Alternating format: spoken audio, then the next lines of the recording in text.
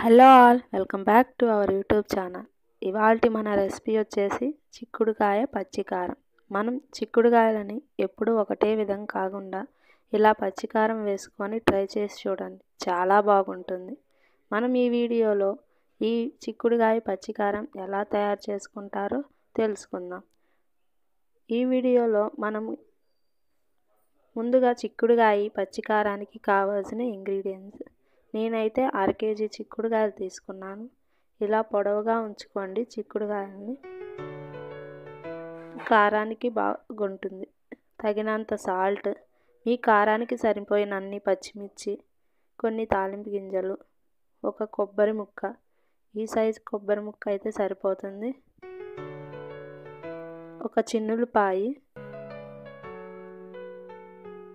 కొత్తిమీర, అల్లం, ఈ సైజు అల్లం ముక్క అయితే సరిపోతుందండి, ఒక పెద్దుల్లిపాయి.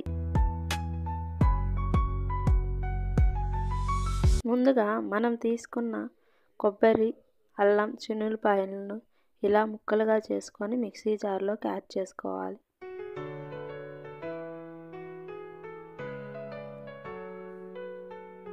తర్వాత మనం తీసుకున్న పచ్చిమిర్చిని యాడ్ చేసుకోవాలి.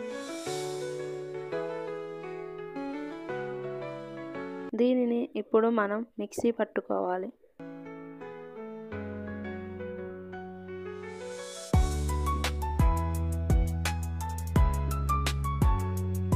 ఇలా మిక్సీ పట్టుకున్నాక మనం స్టవ్ ఆన్ చేసుకొని ప్యాన్ పెట్టుకోవాలి.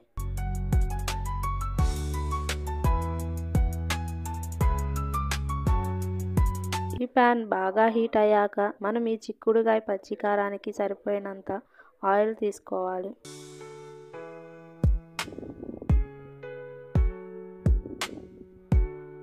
దీనిలోకి కొన్ని తాలింపు గింజలు యాడ్ చేసుకోవాలి.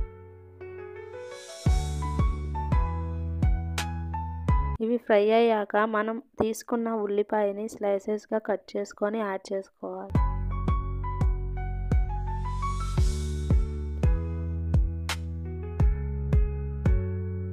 ఇలా ఉల్లిపాయలను బాగా ఫ్రై చేసుకోవాలి.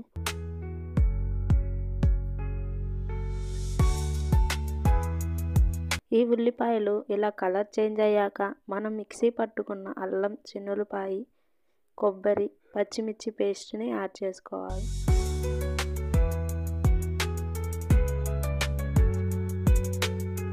దీనిని బాగా ఫ్రై చేసుకోవాలి.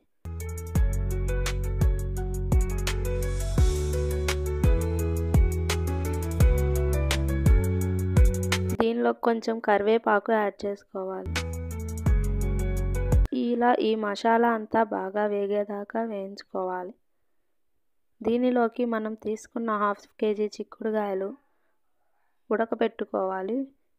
ఇలా కొంచెం మెత్తగా అయ్యేలాగా ఉడకపెట్టుకున్నాక ఇలా ఉడకబెట్టుకున్న చిక్కుడుకాయలను ఈ మసాలాలోకి యాడ్ చేసుకోవాలి.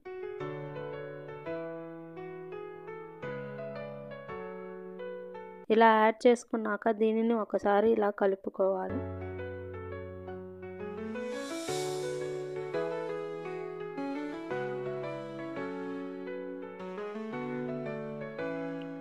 ఈ చిక్కుడుకాయల్ని ఒక 5 మినిట్స్ వరకు ఫ్రై చేసుకోవాలి.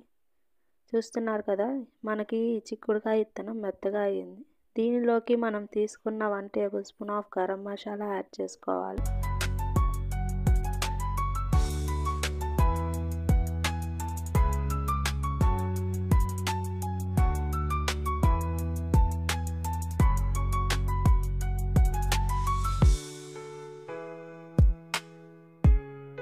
ఇలా ఈ గరం మసాలా యాడ్ చేసుకున్నాక మనం ఈ చిక్కుడుకాయలని మరి ఒక 5 మినిట్స్ వరకు ఫ్రై చేసుకోవాలి.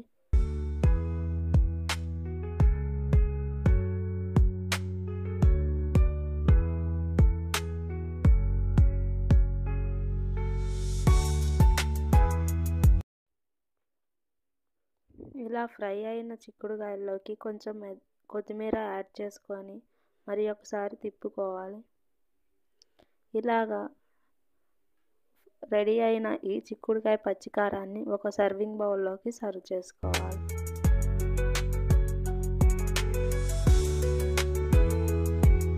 చూస్తున్నారు కదండి, మనకి టేస్టీ అయిన చిక్కుడుకాయ పచ్చికారం రెడీ అయ్యింది. దీనిని ఇలా వేడివేడి అన్నంలోకి వేసుకొని తింటే చాలా బాగుంటుంది. మీరు కూడా ఈ చిక్కుడుకాయ పచ్చికారం ట్రై చేసి మీకు ఎలా వచ్చిందో కామెంట్ సెక్షన్లో కామెంట్ చేయండి. మీకు కనుక నా ఈ వీడియో నచ్చినట్లయితే లైక్ చేసి, షేర్ చేసి, సబ్స్క్రైబ్ చేసుకోండి. ఇంకో వీడియోతో మళ్ళీ కలుద్దాం. Thanks for watching my video.